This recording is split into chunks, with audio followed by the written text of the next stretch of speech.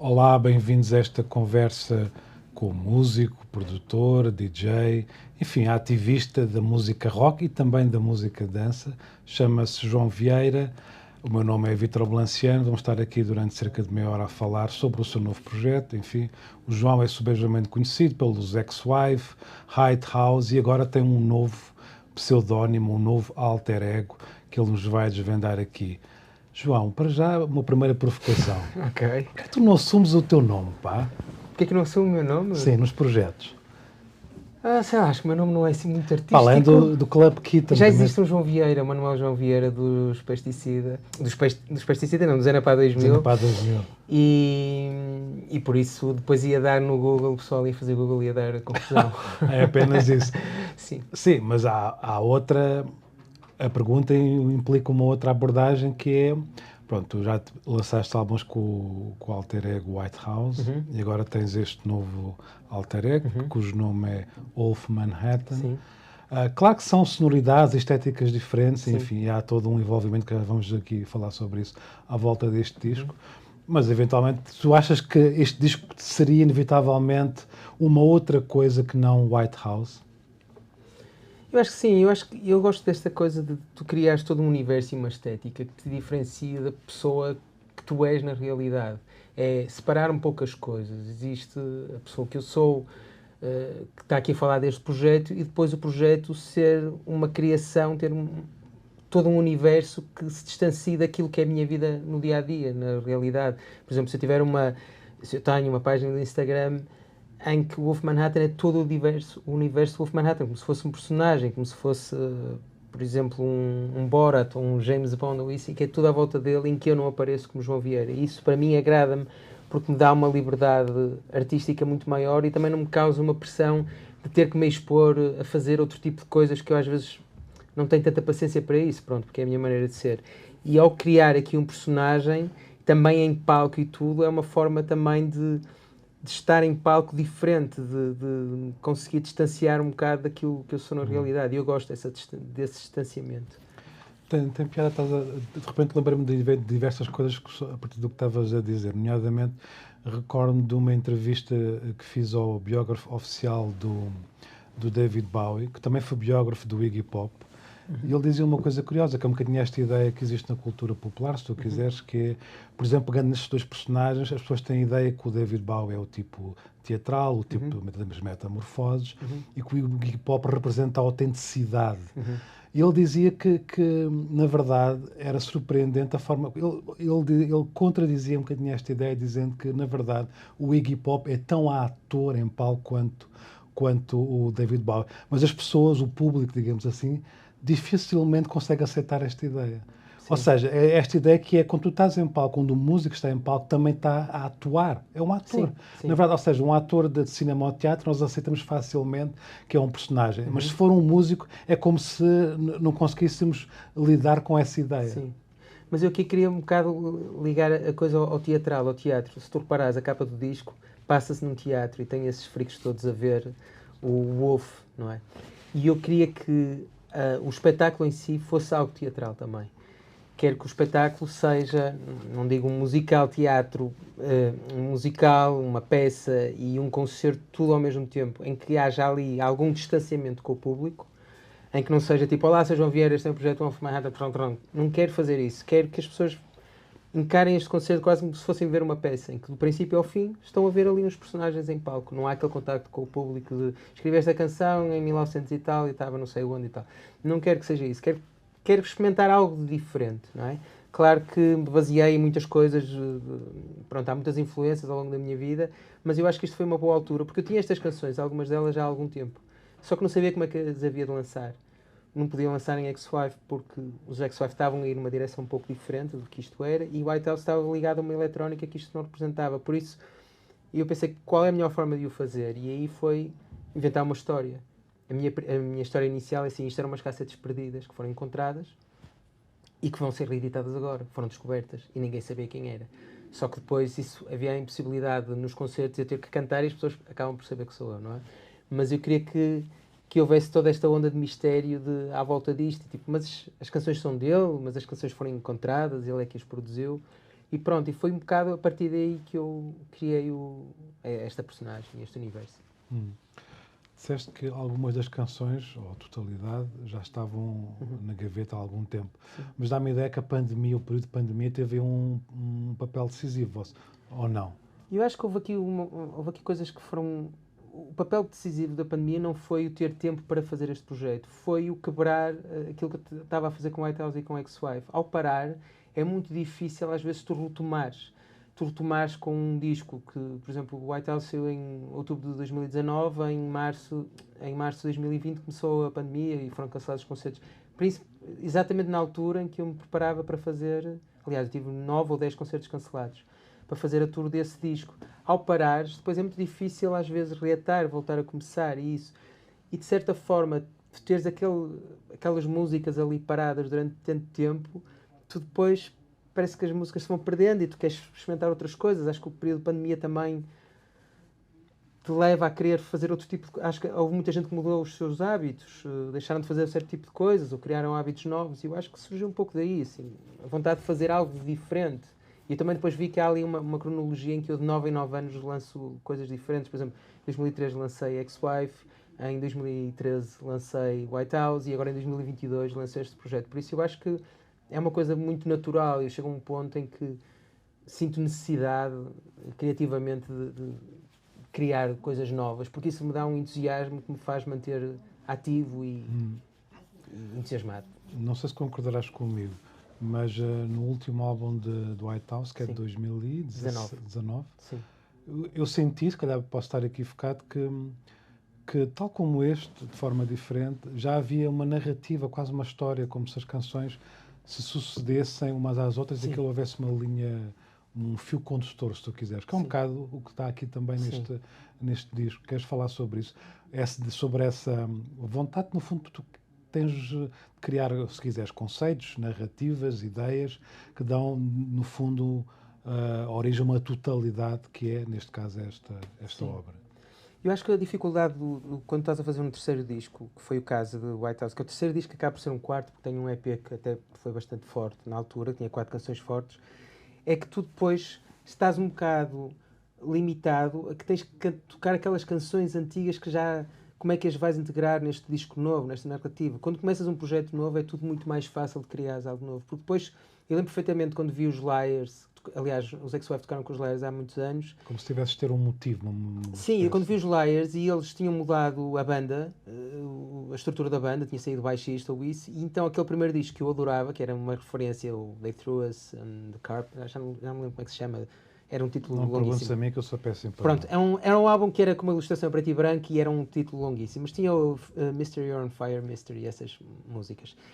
E eu estava à espera de ouvir aquelas canções e de repente eles tocaram uma cena eletrónica experimental toda fora e eu de certa forma senti-me assim um bocado defraudado, tipo assim, mas afinal isto não são os Liars, isto é uma coisa nova, completamente diferente. E eu sinto um bocado isso, assim, tipo, mais vale começar uma coisa de novo, de fresco e criar aqui uma narrativa, criar aqui um conceito, do que a um terceiro disco mudar as coisas, porque depois é muito difícil, assim, como é que vou integrar as canções antigas, como é que eu vou fazer, e depois as pessoas já estão com uma mentalidade, depois tens os músicos, é todo um processo muito complicado. Eu não estou aqui para te contrariar. Mas por outro lado, tu tens casos, por exemplo, já falámos sobre o David Bowie. O David Bowie, por exemplo, é o tipo de artista em que ele se transforma de disco para disco. Isso não é uma questão. Não é uma questão, quer dizer, nós reconhecemos sempre que é o David Bowie e na verdade, eu devo-te confessar que este disco, Ouço-te e Vejo-te a Ti, tal como os White House e também nos Ex-Wife. E, portanto, para mim, há um contínuo, não é um contínuo no sentido de uma espécie de desenvolvimento, mas eu reconheço-te ali, aquilo és tu, independentemente das diferentes sonoridades, estéticas e histórias. Eu acho que há aqui também um ponto de vista de estratégia de marketing, se tu quiseres ver as coisas assim, que é assim...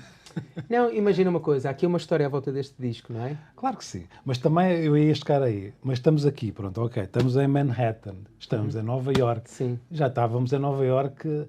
Já? Nova York é a minha referência. Nos Ex-Wife também era Nova York, Clan Keaton também era Nova York, White House também era Nova York. Fala-me sobre Nova York e a tua relação com Nova York. Nova York é a cidade onde eu quero viver, mas não tenho possibilidades para o fazer, porque agora eu acho que tivemos uma oportunidade de se calhar viver em Nova York, que foi há praticamente 20 anos atrás e não aconteceu, E isso ficou sempre na minha memória como foi uma cidade onde fomos muito bem recebidos, em 2004. Foi uma cidade onde nós tivemos bastante atenção na altura dos blogs e os nossos discos estavam à venda na Other Estás a falar Music em e tudo. concreto dos No Sex5, sim, sim. O Club Kitten vem de um surgimento isso aí é uma continuação daquilo que eu estava a fazer em Londres. Sim, em Londres, e sim. Londres, aliás, na club scene, eu acho que estava muito à frente de Nova York. Acho que Nova York Londres tinha mais música nova, era um bocadinho mais... não sei, estava um bocadinho mais à frente. Pronto, Nova York estava um bocado datado. E eu lembro da club scene lá, era assim um bocadinho datado, eu acho. Mas pronto.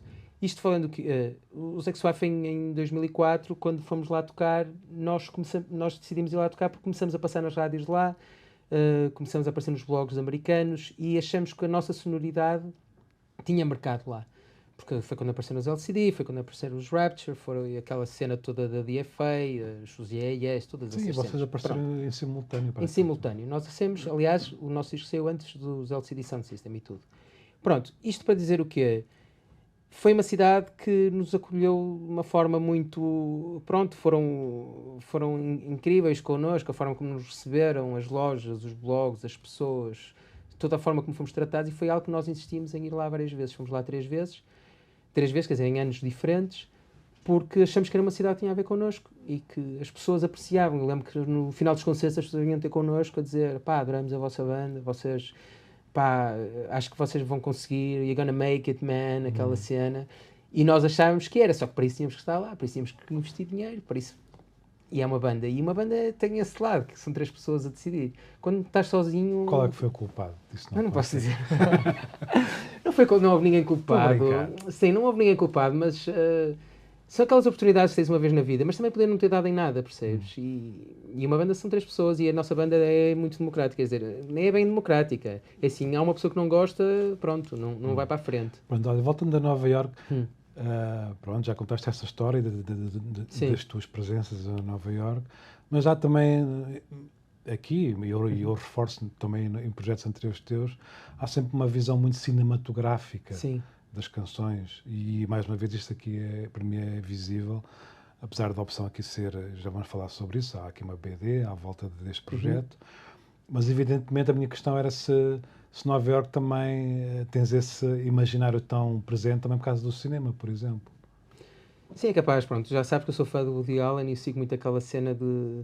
Adoro a forma como... E em concreto do Annie Hall. Do Annie Hall, exatamente. Em concreto do final do Annie Hall. E do Manhattan também, que agora está aí. Exatamente.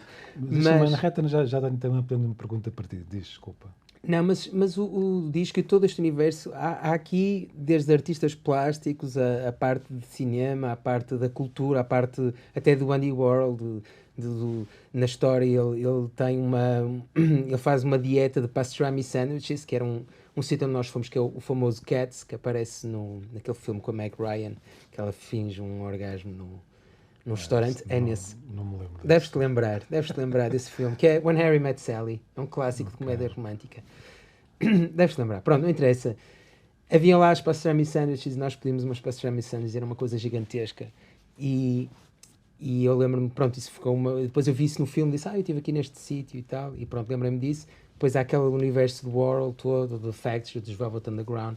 O disco tem influências dos Velvet Underground, também isso. Por isso, eu, apesar de ter vivido em Londres, acabo por me identificar com muita coisa da América, só que Londres era mais perto, era mais fácil, fazia parte da União Europeia na altura, pronto.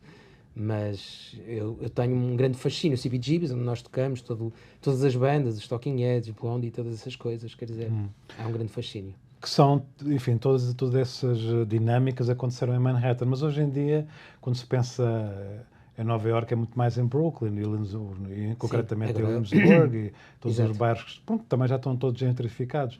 Manhattan tem mais a ver com esse imaginário, precisamente, talvez, do passado. Dos anos 70, 80, do punk e do pós-punk e por aí fora. Que é quando ele viveu mais ou menos e fez essas cassetes. Vamos então para essa história. Como é que essa história que preside este disco começou-se a formar na tua mente, na tua cabeça? Esta história começou-se a formar como... Foi uma manhã que eu acordei e gravei num telemóvel a história, tipo, já sei o que é que vou fazer com as canções. Pronto, eu escrevi estas canções e eu tinha mais ou menos uma estética para elas em termos de produção, de sonoridade, E pensei, o que é que isto soa? Isto soa um bedroom producer, soa uma coisa lo-fi, soa uma coisa que pode ter sido gravada em 4 pistas. Eu estava limitado a 2 instrumentos, que é um órgão com uma caixa de ritmos e uma guitarra. Estava proibido, depois fiz uma batota numa ou noutra música, mas estava proibido usar mais algum instrumento, por isso eu Impuseste a limitei-me. ti própria essa Pus-me, limitação, digamos pois, assim. porque também foi depois devido àqueles sintetizadores todos e plugins e tudo, e pensei, vou fazer um disco só com menos, less is more, não é? E depois pensei, ok, isto foi feito tipo bedroom producer. Então, bedroom producer pode ser um miúdo que estava num quarto, aborrecido, e fez estas cassetes. E depois, com esta história toda, estas novas editoras que existem agora, tipo Music from Memory e tudo, que vão buscar coisas do passado. Eu compro muitos discos que têm tipo música europeia entre 78 e 82, gravada em cassete. E eu ouço imenso daqueles discos. São os discos que eu compro mais até, são coisas do passado. E eu penso assim, não teria piada editar um disco, depois eu mudei um bocado a história, mas editar um disco, dizer assim, isto são cassetes perdidas do finais dos anos 70 e dos anos 80, e não são, foram feitas agora. Quer dizer, isto aqui vale tudo, não é? No meio artístico vale tudo, podes fazer isso. Depois tive que dar a volta porque pensei, isto vai ser muito complicado e tal, mas a ideia inicial era essa. Então, criei um personagem e disse, este personagem fez estas cassetes, as cassetes foram descobertas anos mais tarde, e nós agora estamos a editá-las, como se fosse tipo um best-of, pegamos naquilo tudo e pegamos nestas canções. E foi assim a ideia. E depois inventei uma história à volta do personagem. Pegando nessa ideia que tu explanaste agora no início, do que estavas a dizer, nessa ideia de quase uma sonoridade ou de uma estética, digamos assim, mais despojada, em que te puseste a ti próprio limitações, eu estava, de repente, dei por mim a pensar que uma das coisas que me agradou neste disco, não sei se já tiveste esse tipo de feedback, mas foi curiosamente a forma como tu cantas, que talvez precisamente pelo som ser muito mais despojado e até planante de alguma forma, a voz distingue-se muito mais do que em projetos anteriores teus. Há menos sons a circular à volta da voz.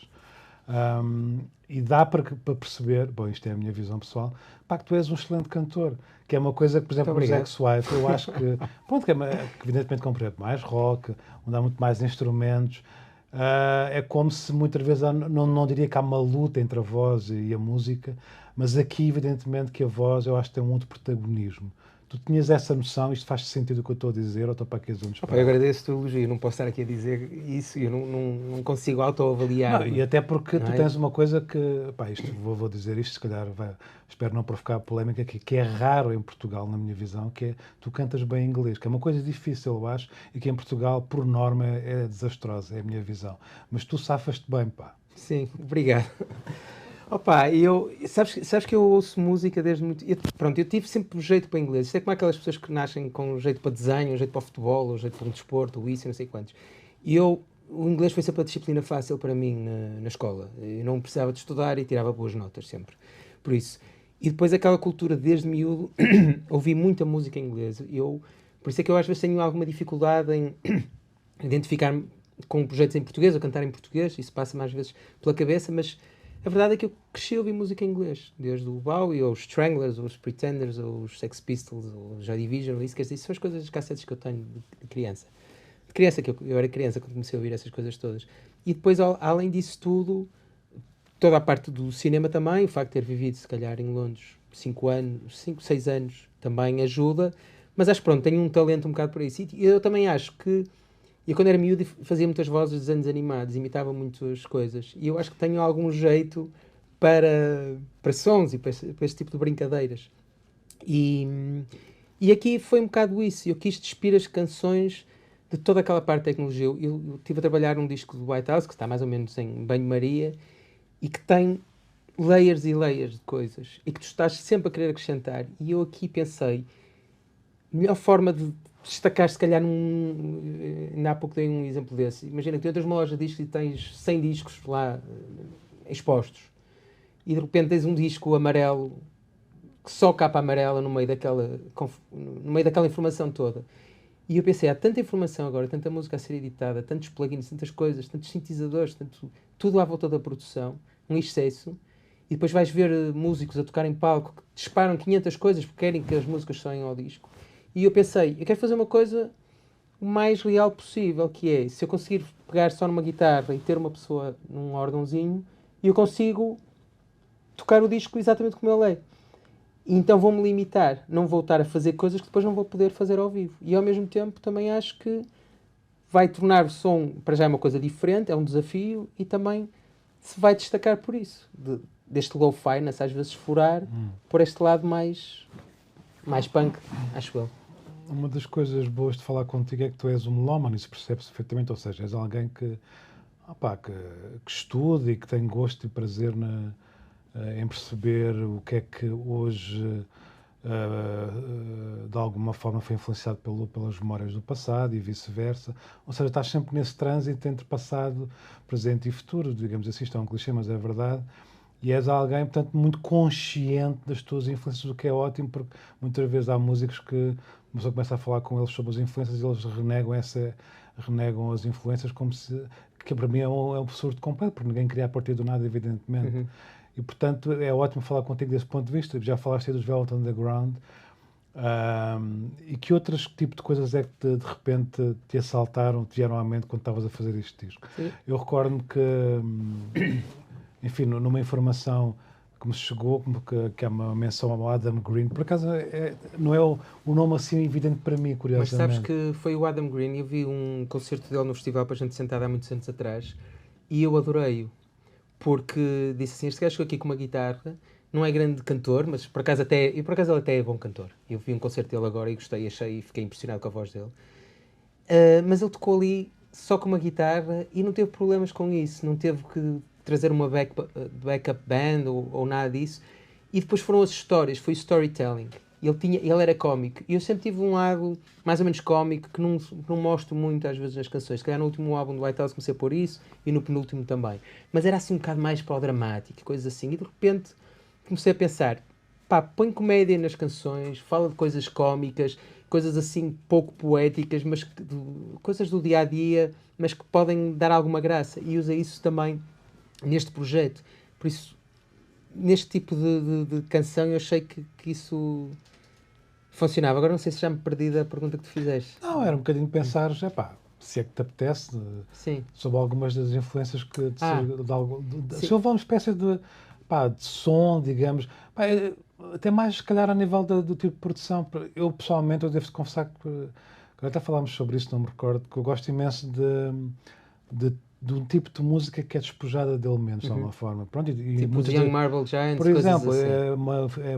é óbvio isso. Gosto imenso daquele disco porque precisamente há ali um despojamento. Mas eu gosto disso, por isso é que os Velvet Underground acabam por ser uma referência tão importante, porque eles têm aquelas canções funcionam daquela forma, não é? São muito específicas, não sei, então aquilo se calhar muito, muito polido já não ia ter a mesma piada, já ia perder. Os Stooges, o primeiro álbum de Stooges, aquela crueza, e eu acho que os discos, às vezes, isto não funciona para tudo, não é uma regra que se pode aplicar a tudo. Por exemplo, a Björk enche a música de elementos e eu gosto, quer dizer. Pronto. Sim, eu também gosto, eu adoro. O Yeezus para mim é o melhor disco dos últimos 10 anos. Sim. E foi uma grande influência para mim. Sim, é uma coisa barroca, excessiva. E eu adoro vários tipos de música, coisas diferentes, mas para aqui e para esta coisa de contar histórias e histórias de ficção, eu quis mesmo que... Achei que este tipo de sonoridade depois tinha que bater certo com as letras, tinha que bater certo com a ilustração e tudo. Por isso, os Velvet Underground, Daniel Johnston, os Moldy Peaches, Jonathan Richman and Modern Lovers, ou Jonathan Richman a solo, tem aquele lado muito quirky dele de cantar, de contar as histórias, parece que está sempre relaxado a cantar e tudo. E eu acho muita piada é isso. Depois, por exemplo, o primeiro álbum da Angel Olsen, que é despojado de todas aquelas produções que tem no segundo e no terceiro disco. Para mim, o primeiro continua a ser preferido porque tem canções já de uma forma mais crua e mais honesta até, pode-se dizer assim. Assim, quer dizer, eu fiz assim uma playlist de tipo de sons. Depois eu gosto muito de Vander Van Hart, mas eu não sou do Vander Van Hart, por isso eu pensei, adoro. Piada, mas eu pensei no Devendra a ouvir isso. Mas eu adoro, o disco Mala dele é dos meus discos preferidos assim nos últimos anos também. Eu ouvi aquele disco sem parar. Sim, é um disco um bocado desvalorizado, tem piada isso. Mas para mim foi o disco que eu tinha visto o Devendra em 2004, também no Festival para a Gente Sentada, já há muitos anos, e tenho esse disco, mas foi o Mala que me abriu, tipo assim, este gajo é genial. Sim. Não foram aqueles discos à Mark Bolan que ele fez anteriormente, foi mais aquele, eu achei um disco fenomenal. Sim, eu também gosto. Adoro. E tem um lado prazenteiro e descontraído que tu também achas. É triste, tem canções tristes. Melancólicas, sim. É. E eu adoro aquilo. Mas é uma melancolia feliz. Bom, isto é a minha visão pessoal. Senão eu não ouvia aquilo. Há discos que eu, por exemplo, para mim, Melancólico Triste é o primeiro álbum dos Pavement. Eu aquilo é que não consigo ouvir. Aquilo traz-me uma tristeza enorme. Porque é demasiado. Viajo demasiado no tempo a ouvir aquilo e é estranho. Tem piada, às vezes a minha filha, quando ouve a música, diz-me isso. Opa, esta música é tão triste, tira isso. Meu filho também diz coisas engraçadas, tipo assim, só ouves os discos de pessoas que já morreram. E eu assim, ok. É assim que ele, quando era pequeno, identificava os Beatles assim. Os Beatles são aqueles que estão dois mortos e estão dois vivos. São esses. As crianças são muito sinceras. Pois são. Já agora, só por curiosidade, por falar nisso, tu, quando acabas uma obra, dás a ouvir a alguém, tens assim duas outras pessoas a quem tu confies para dares a ouvir? Ou não, nem por isso? Ou isso é uma coisa... Eu mostro à minha namorada e ao meu filho, normalmente. Okay. Porque o meu filho tem uma opinião super honesta e a minha namorada, embora não saiba tocar nenhum instrumento e não saiba cantar nem nada, mas tem um bom sentido estético da coisa, sabe, tipo, isto é giro ou isto não funciona. Mas normalmente gosto de mostrar também ao Fernando e ao Rui, mas quando o processo já está mais terminado. Não gosto, tenho medo que às vezes me influenciem e depois vá um bocado para aquilo que já faço com eles em X5. Por isso eu tento não mostrar a muita gente o que estou a fazer, porque as pessoas podem te desmotivar completamente ou podem te tirar aquela coisa de que é mais genuíno ou que é mais impulsivo.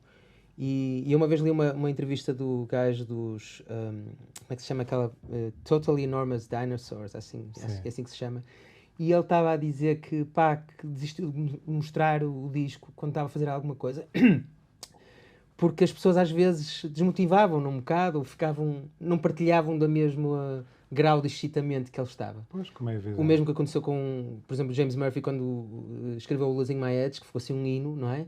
Da cena do punk funk dos anos 2000. Na altura as pessoas também lhe disseram isto é assim um bocado, tu vais lançar isto. E eu quando fiz White House, o primeiro, também mostrei a duas pessoas de referência e disseram, tu vais lançar isto? E eu disse, opá, eu acho que tens que seguir aquilo, o teu instinto. Sim, claro, naquilo em que tu acreditas. Claro. Olha, estamos aqui a falar de despojamento, de redução de elementos e por aí fora, e ao mesmo tempo há esta espécie de paradoxo que é o disco tem várias extensões. Sim. Portanto, é um disco que sai do próprio disco, é um disco que sai da rodela de vinil. Bom, e do digital também. Queres falar sobre porque essa necessidade, de repente, o disco vir associado a diversas outras estratégias, digamos assim, criativas? Sei lá, porque não? Porque olha, acho que se calhar porque ando nisto quase há 20 anos, já é o 9º disco que eu lanço, 9º álbum, não é? Mas já é para aí o 11º, se contarmos com os EPs. E achei que estava na altura de, se calhar, fazer uma coisa um pouco diferente. Vou apresentar um projeto diferente. O João Vieira fez umas canções garage e tal. Mas não, se calhar, pensar em todo o conteúdo do disco e o que é que isto também poderia, o que é que eu poderia ganhar com isso, a nível de ser uma peça, porque os discos hoje em dia também não se vendem muito bem. Isso também, há aqui um lado importante, que é assim, é difícil vender discos de vinil hoje em dia. Há pouca gente a comprar discos de vinil, por isso compram os clássicos, Fleetwood Mac, os Nirvana e tudo. Já nem falamos do CD, é só dos vinil. Pois, o CD, aqui eu não quis fazer CD por causa do jogo, não ia funcionar em formato de CD. Mas eu acho que esta coisa de lançares um disco, que é só um disco, ou és um artista muito grande, ou se és um artista underground, que é o meu caso, ou do indie, não é? E tens um mercado fechado, que é o mercado português, e eu sei por experiência própria quantos discos é que se vendem. Por isso tu tens que criar um objeto especial, para que as pessoas digam, o disco é o máximo, tem um jogo, é giro, não é só as músicas. Eu sou no Spotify, não, mas não tem aquilo. Porque já não implica só, o disco tem as letras. E como é que se joga isto, que é para ensinar à minha filha? Eu vou-te explicar. Mas tens que abrir e eu vou-te explicar aqui. Posso? Podes, claro. É que tu tens que ver o que é que vem aqui dentro. Ok. Então, tu aqui tens as letras e tens os agradecimentos e isso tudo. E aqui tens estes cartões. Ok. E tu podes destacar estes cartões. E então, isto é uma espécie de jogo da glória meets Trivial Pursuit. Em que tu, quando cais no ponto de interrogação, tens que responder a uma pergunta sobre o disco. Tipo, What spilled is drinking tornado? E tu tens A, a tornado, B, a potato, C, a tomato, ou D, a drunk friend. E depois viras e vês aqui a resposta. A potato. Pronto, agora já disse. E então, podes fazer isto com shots. Sempre que fazes uma pergunta, bebes um shot. Se for com crianças, não fazes com shots. Pois, aliás, melhor não. E depois tens outras cenas que é Uma tipo... limonada. Tens o bad manager que se esquece de marcar hotel e tens que dormir na estação. Ou tens o near death em que tens de ficar a tocar no pub para o resto da vida, acabas dos anos 90. Tem assim coisas cómicas ligadas à música. E tens os personagens dentro. Espera aí. Bem, pouco de publicidade. Isto é tudo um mundo. Isto é um bocado loucura a mais. Pronto, então tens aqui os personagens, que é o lobo, o crocodilo, o coelho e o fantasma, que tu vais colar isto numa carica ou numa moeda de 2 euros ou num clipe e andas com eles aqui à volta. E tem aqui, aliás, aqui umas instruções a explicar como é que tu fazes isso. Okay. Pronto, e tens o jogo. Então, enquanto ouves as canções, podes jogar o jogo. Ok. E há também um livro. E há um livro que vai sair por uma editora, que é Stolen Books, que é contar a história. Porque depois eu... E as ilustrações, tem ilustrações. Eu tenho que falar de algumas pessoas aqui importantes, que é o André Tentugal, que é realizador e músico, que também ele e a minha namorada... Que realizou o primeiro videoclipe deste Realizou o primeiro videoclipe e que ele e a minha namorada disseram que tens que pôr estas canções cá fora quando os mostrei as canções. A tua namorada tem nome? Tem, Sofia. Desculpa. Sofia aqui. Sofia Eggers. Ela encontrou, aliás, foi ela que me ligou a dizer, olha, está aqui um órgão num farrapeiro por 100 euros com uma caixa de ritmos, queres vir ver isto? E eu fui ver e comprei. E é esse órgão que está no disco. Por isso o órgão também foi um ponto de partida para fazer essas canções. O André produziu o disco, ele disse, pá, tens que pôr essas canções cá fora, e de mais ou menos 20 a 20 e tal canções, pá, e 23 canções, estas fomos com 18 para estúdio, e depois das 18 selecionamos as melhores 13. E ele ajudou-me a fazer seleção, ajudou a produzir, ele toca instrumentos em algumas, e há algumas que têm dedo de produção dele, outras menos e outras mais. E o livro? O livro sai pela Stolen Books, tem as ilustrações do Toby Evans Jezra, que é um ilustrador inglês novo, que trabalhou para a Rough Trade, para uma banda chamada Goat Girl, fez a capa, que eu adorei. Um dos seus contactos londrinos? Não, porque ele já não é da minha geração. Eu, quando vim embora, ele se calhar nem era nascido. Ele é um miúdo de 20 e tal anos. Não sabia. É engraçado estar a contar esta história. Eu conheci pelo WeTransfer. Quando estava a mandar fecheiros, eu vi uma coisa de ilustração e disse, isto é giro. E carreguei, investiguei quem era, depois vi que ele tinha feito essas capas, eu contactei-o, mandei-lhe as músicas, disse, achas que tem a ver com a tua cena? Eu gostava muito que fizesses. E ele fez-me essa proposta. E depois eu criei as cabeças, se forem ao Instagram, vês o coelho e o crocodilo existem. Agora mandei fazer as cabeças, fiz o fantasma... E depois eu gostei tanto das ilustrações dele, assim, opá, era espetacular fazermos uma fanzine com as tuas cenas. E apresentei a uma editora e eles disseram, vamos fazer um livro. E o livro vai sair em risografia, uma peça super bonita da artista. Isto é tudo coisas para... Mas vai sair ao mesmo tempo que o disco ou posteriormente? Acho que vai sair depois, porque senão é muita coisa. O disco já tem o jogo, já tem os personagens, depois sai o livro. E se calhar na altura de Natal é uma boa altura para... Olha, já falaste aí da tua vontade de apresentar o disco ao vivo e de ser também uma apresentação económica, passa a expressão. Não é assim, já não é económica? Já não, começou como económica, começou como ao disco, umas canções para lançar e de repente já está nesta coisa toda. Conta lá isso então, como é que vai ser exposto o disco? Não quer dizer, eu comecei com uma coisa muito simples, que é assim, eu tenho que arranjar um projeto em que eu pego na guitarra, vá sozinho e faça isto. Porque quando tens projetos com músicos contratados que tocam em bandas, por exemplo, o André Simão toca com os Sensible Sockers, toca com os Evil, toca tudo, e de repente torna-se complicado para marcar ensaios, para fazer concertos e para arranjar ali datas em que estejamos todos livres, não é? E hoje em dia os músicos tocam em muitos projetos, é muito complicado. Por isso eu pensei, isto tem que ser fácil. E ao arranjar um fantasma também que toca comigo em palco, é fácil de substituir, quer dizer, é fácil, porque nunca ninguém vai ver quem é que está por baixo do fantasma. Mas portanto, não se vai ver a tua cara, não se vai saber que... Não, eu vou tocar, eu tenho que se ver a minha casa porque eu vou estar a cantar. Okay. Agora, o André, que vai estar comigo em palco, vai ser um fantasma. E à partida vou ter mais uma rapariga que vai tocar o órgão e algumas músicas, mas eu também não quero ter sempre o mesmo formato. Pode haver alturas em que sejamos só os dois ou isso. E isto tem que funcionar assim. Agora, eu quero que seja uma coisa muito teatral. Isso que estás a ver aí na capa, quero que se represente um pouco daquilo que vais ver no palco. Claro que eu não vou ser esse skinny wolf, sou um bocadinho diferente. Já fui skinny, agora já não sou tão skinny. Mas eu quero que tenha este ambiente e que seja quase como se fosse um espetáculo diferente. Uma ópera rock lo-fi, mais ou menos. Uma ópera rock lo-fi é todo um conceito.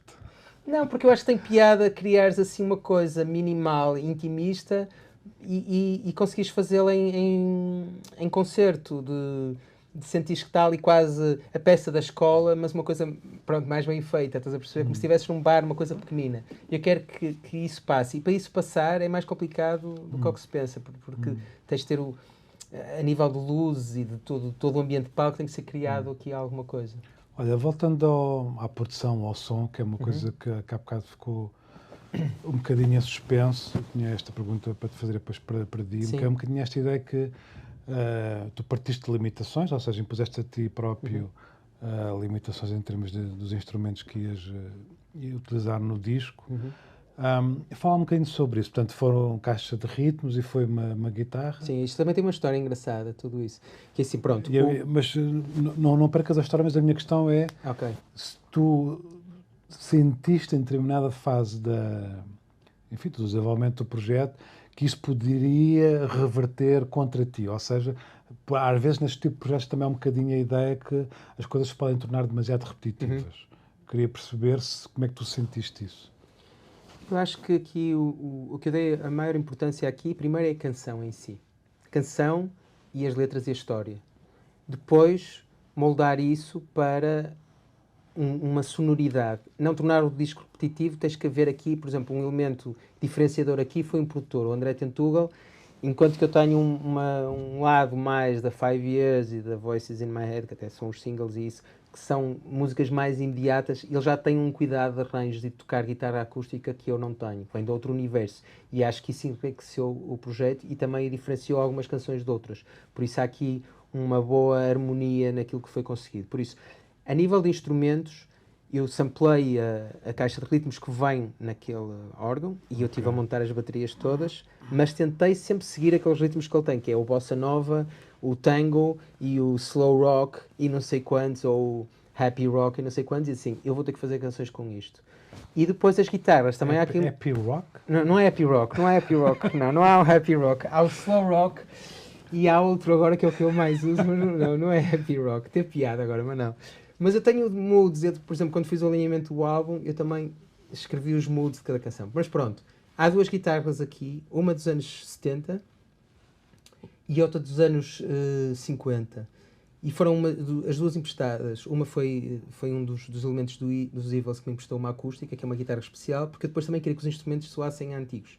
Então, para isso tinha que ser com instrumentos mesmo antigos. Então, uma delas foi essa, e outra era a guitarra do Pete Doherty dos Libertines. Podias pôr a opção Old Rock. Old Rock, exatamente.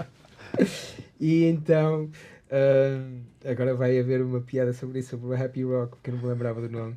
Mas era para mim aquilo era as canções mais happy, era com aquele setting. Happy Rock era o nome de uma compilação do tempo da New Wave, anunciada na TV pelo Júlio Isidro. Happy Rock. Eu tenho que ouvir isso. Pá, eu tinha essa compilação, curiosamente, que são os discos, um disco músicas verde e vermelho. Tinha desde Talking Heads, Lionel Lovitch, Tony Robbins. Happy Rock? Talking Heads não é bem happy?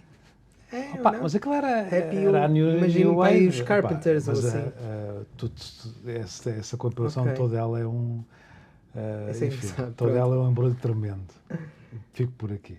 Mas então pronto, usei essas guitarras e depois não consigo criar aquele som quando estava a ensaiar, e então tive que ir comprar a guitarra que pertenceu ao Pete Doherty. Aliás, tem lá a carta dele mesmo, que ele vendeu, que foi o Zenando, com quem já trabalhei no passado, que tinha essa guitarra, que acabou por me vender a guitarra.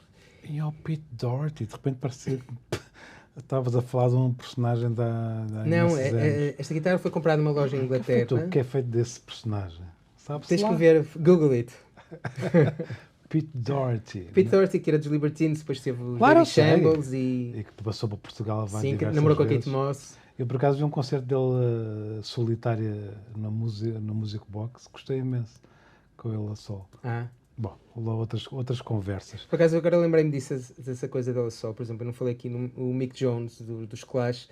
Há um vídeo dele muito engraçado a tocar numa biblioteca, canções dos Clash, ele só na guitarra, com o amplificador, e E tu aí percebes, quer dizer, as canções funcionam na mesma, não é preciso aquela banda toda e as canções são bonitas e há ali um momento até super especial quando ele está a cantar aquilo. E eu queria que as canções também por si só se aguentassem nessa coisa de não teres um backup de banda para elas funcionarem. Por exemplo, no Zack Swift eu já me vejo alguma dificuldade em fazer isso, porque a guitarra é um complemento, porque as canções vivem muito de uma estrutura rítmica, não é? Que segura ali a canção.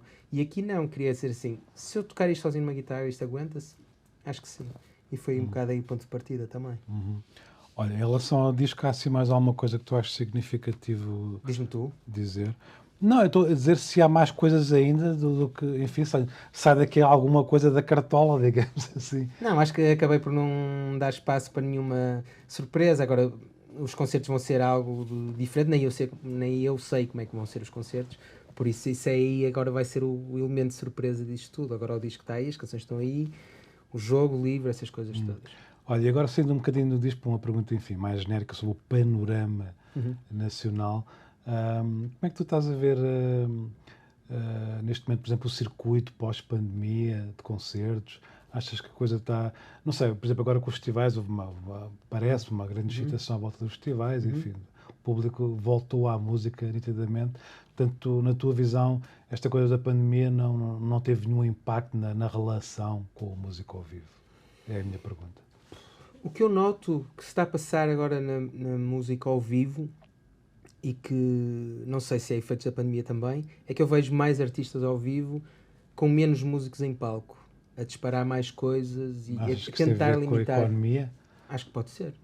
Acho que, por exemplo, acho que tem muito a ver com a economia. Acho que se calhar, eu não vou estar aqui a citar nomes, mas eu vejo às vezes artistas que estão mais limitados porque se calhar esse tipo de regras podem ser impostas até pelas próprias agências ou isso, não sei. Estou só aqui a especular, não é? Até mais caro ter músicos em palco. Claro que é. Em resumo, é isso. Não é só o que tens de pagar, é que ter músicos em palco, por exemplo, tens que andar com uma carrinha maior, tens que pagar jantares, tens que pagar hotéis, tens que pagar tudo. Quer dizer, se os cachês, eu não sei qual é o nível dos cachês das muitas bandas, mas tu andas com uma banda com muitos músicos em palco, é muito mais dispendioso. É curioso dizeres isso, porque pegando no exemplo clássico das bandas, claro que sim, concordo contigo, mas ao mesmo tempo, ligando com isso, ao mesmo tempo sendo outro fenómeno, dá-me ideia, há cada vez mais artistas a solo, de alguma forma. No caso da música rock, talvez não, porque apesar de tudo ainda há muitas bandas, apesar de ter essa ideia clássica da banda tender um bocadinho a desvanecer-se de alguma forma. Claro que há muitas bandas ainda, e pronto, e com impacto e por aí fora. Mas, por exemplo, eu tive um ano passado, por esta altura, precisamente há um ano atrás, num festival na Noruega, que é de música nova, rock, pop, enfim, diversos géneros, hip hop e por aí fora. E pá, em 90%, e não estou a ser exagerado, eram projetos a solo. Pois, eu acho que isso passa um bocado pela facilidade que tu tens hoje em dia de fazer música em casa, não é? Porque antigamente, e eu passei por essas fases todas, quando nós começamos o X5, por exemplo, tu fazias música, tu encontravas pessoas e ias para uma sala de ensaio tocá-las, não é? Agora, por exemplo, depois de passar 10 anos em White House, eu já percebi que conseguia fazer aquilo sozinho. E depois contratava músicos para o fazer. E as bandas desvanecem-se também porque as pessoas começam a ter interesses diferentes dentro da banda e começam a ter as suas vidas. E não só, às vezes, por exemplo... Não, é verdade. Eu acho que, enfim... Algumas discutem, mas às pode vezes ser um elemento lateral. Mas acho que as pessoas têm dificuldades em lidar com a divergência. Eu acho que é isso, mas também acho que às vezes, em termos de estéticas musicais, é muito difícil. E, portanto, tornou-se mais fácil fazer música sozinho. Sim. E as pessoas acabam por fazer muitas vezes música sozinho. Mas ter uma banda é uma coisa muito especial.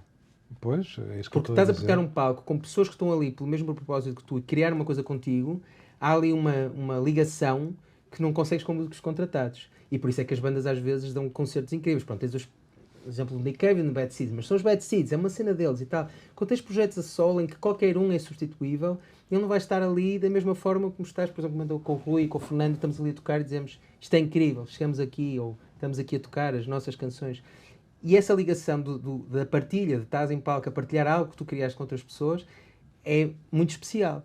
Agora, os projetos a solo duram mais porque tu estás na tua cabeça, tu fazes aquilo que te apetece e vais fazendo, não é? A banda, depois há esse lado, não é? Por exemplo, os Pixies ou isso, não é? Que se chatearam. Eu vi um concerto dos Pixies em que aquilo era uma tensão em palco horrível, não é? E entre o Frank Black e a Kim Deal, aquilo era mau de se ver, não é? Por isso as bandas passam. Acho que isso, a maior parte, bem, é uma fase da tua vida. Não falar daquelas big, sei lá, contou histórias, por exemplo, sobre os Rolling Stones inacreditáveis, Pois. deles só se verem em palco. Sim, mas isso já são empresas. Isso são Sim. empresas. Isso é uma coisa já que Olha, transcende todo mas o isto calhar universo. leva-me à última questão, que é, pronto, já percebemos que vais ter este disco agora, que vais ter muito trabalhinho pela frente Sim. para o promover e para o comunicar, que depois também se vão suceder os espetáculos ao vivo, mas eu volto quase à primeira questão provocatória, que é eu não consigo destrinçar entre o Wolf Manhattan, o White House e Ex-Wife e o Club Kitten. Para mim é o João Vieira. Ok. E queria perceber o que é que vem aí para o futuro próximo. O que é que o João Vieira anda a magicar. Já disseste que tens aí material dos White House em suspenso.